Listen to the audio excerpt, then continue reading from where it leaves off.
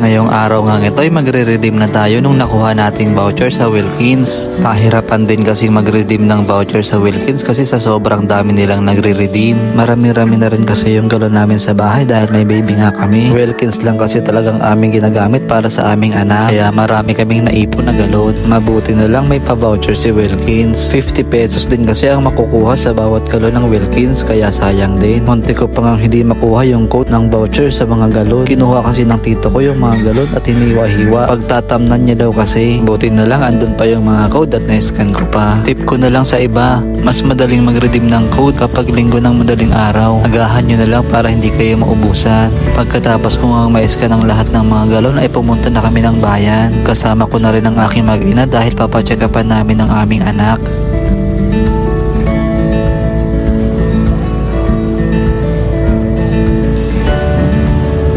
Pagkarating nga namin sa klinik ng doktor ay medyo madami ng pasyente. Buti na lang tahimik ang aming anak at hindi maligalig. Dahil nga late na rin kami dumating, mahaba-haba na rin ang listahan ng mga pasyente. Kaya medyo matagal pa bago tawagin ang aming anak. At dahil nga matagal pa silang tawagin, iniwan ko muna sila saglit para i-claim na sa Jollibee yung mga iniska nating code sa galon ng Wilkins. Medyo mahaba-haba rin ang pila pero okay lang, libre lang naman din. Nasa 400 pesos din ang nakuha natin sa voucher ng Wilkins. Kaya meron tayo ngayon isang bucket ng Jollibee fried chicken.